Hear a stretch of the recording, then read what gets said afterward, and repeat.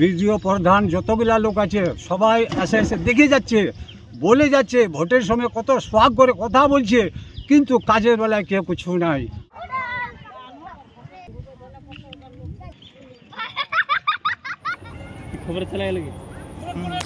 বছরের অন্য সময় ক্যানেলে তেমন জল না থাকায় ক্যানেলের ওপর অস্থায়ী মাটির রাস্তা তৈরি করে সেখান দিয়েই যাতায়াত করে এলাকাবাসী। কিন্তু বর্ষাকালে ক্যানেলের জল পরিপূর্ণ হতেই এলাকা জুড়ে বন্যা পরিস্থিতি। সেতু না থাকায় কার্যত যোগাযোগ বিচ্ছিন্ন এলাকা। পঞ্চায়েতের পক্ষে থেকে ব্যবস্থা করা অস্থায়ী একটি বাঁশের সাঁকোর উপর দিয়ে যাতায়াত করতে গিয়ে জলে পড়ে গিয়ে বিপদও ঘটছে। এদিকে গ্রামে অ্যাম্বুলেন্স না ঢুকতে পারার জন্য বিপাকে পড়েছেন প্রসূতি থেকে শুরু করে রোগীরা। ব্যাপক সমস্যার সম্মুখীন প্রায় হাজার হাজার মানুষ। প্রশাসন ও জনপ্রতিনিধিদের ভূমিকা প্রশ্নের মুখে। সেতুর দাবিতে বিক্ষোভ স্থানীয়দের। বিডিও প্রধান যতগুলা লোক আছে সবাই এসে এসে দেখে যাচ্ছে, বলে যাচ্ছে, ভোটের সময় কত সোয়াগ করে কথা বলছে, কিন্তু কাজের বেলায় কেউ কিছু নাই। আমরা সারাটা যতদিন আমরা এখানে আছি আর যে পানিটা হচ্ছে ততদিন আমরা কান্নাকাটি করে লোকের কাছে বলছি, কেউ কথা শুনছে না। আমরা কিভাবে সবাই মিলে দিন কাটাবো, কিভাবে থাকবো, এইরকম যদি ওরা করে থাকে আর ভোটের বেলায় ভোট নিবে, আমরা জনসাধারণ কিভাবে মানুষ এখানে বসবাস করব।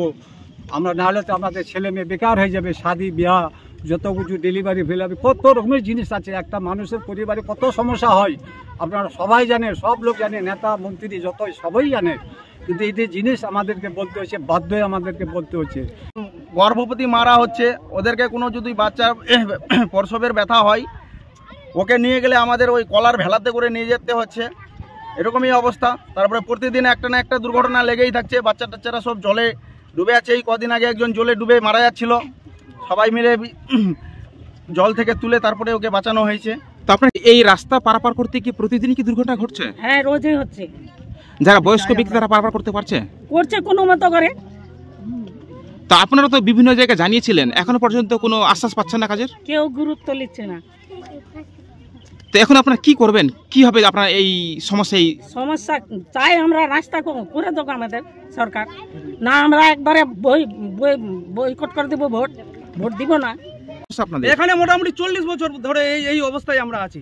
তো এই যে 40 বছর ধরে আপনারা যে প্রায় হাজার পরিবার যে এই যে ভুক্তভোগী, আপনার কথা অভিযোগ জানান? আমরা সব জায়গায় অভিযোগ জানিয়েছি, বিডিও প্রধান সব এমএলএ এমপি সব জায়গায় আমাদের অভিযোগ জানানো হয়েছে, মানে লিখিতভাবেও জানানো হয়েছে, কিন্তু কোনো হয়নি, আমরা কোনো কিছু পাইনি। ওই পঞ্চায়েত বিরোধীদের দখলে থাকায় প্রশাসন বিমাতৃসুলভ আচরণ করছে অভিযোগ বিজেপির। পাল্টা সাফাই তৃণমূলের। সাধারণ মানুষ ক্ষিপ্ত হয়ে বিক্ষোভ দেখিয়েছে। আজকে রাস্তায় জল জমে যাচ্ছে, কোলার গাছে বেড়া করে ওরা পারাপার করছে। আজকে পশ্চিমবঙ্গের সারা পশ্চিমবঙ্গে এই অবস্থা আছে, কোথাও রাস্তা হচ্ছে ধসে যাচ্ছে, কোথাও কিছু হচ্ছে। যেখানে শাসক দল ক্ষমতা নাই সেখানে কাজ করতে দিচ্ছে না। এই অবস্থায় জনসাধারণ কোথায় যাবে? এই জন্য ওরা আন্দোলনের রাস্তা বেছে নিয়েছে, এই জন্য আন্দোলনে নেমেছে। এখন আপনারা দেখেন আজকে প্রশাসন, আজকে তৃণমূল যেখানে যেখানে আছে আর যেখানে তৃণমূল নাই সেখানে কোনো উন্নয়নের কাজ করতে দিচ্ছে না, আর যেখানে তৃণমূল আছে কি করব। আমরা তো বিডিও প্রধান যা কিছু আছে আমরা সবাইকে বলেছি, কিন্তু কোনো গুরুত্ব নিচ্ছে না। আমি এখানে এসে শুনছি নাকি মিডিয়া এসছে, আমি এসে দেখছি যে সবাই এখানে আন্দোলন করছে। মানে তাদের আন্দোলন করার কারণটা কি মনে হচ্ছে? কেন এখানে যাতায়াত সুবিধা হচ্ছে না, নামাজ পড়ার সুবিধা হচ্ছে না, স্কুলে যাওয়ার সুবিধা হচ্ছে না। এখানে 10টা পাড়া আছে, 100টা বাড়ি আছে, এখানে যাতায়াতের অসুবিধা হচ্ছে।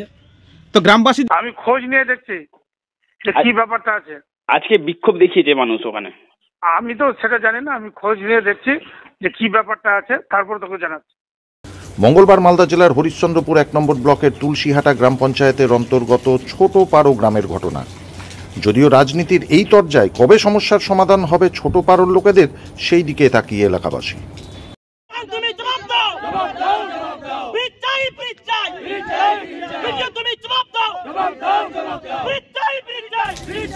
ব্যুরো রিপোর্ট, সংবাদ বাংলা।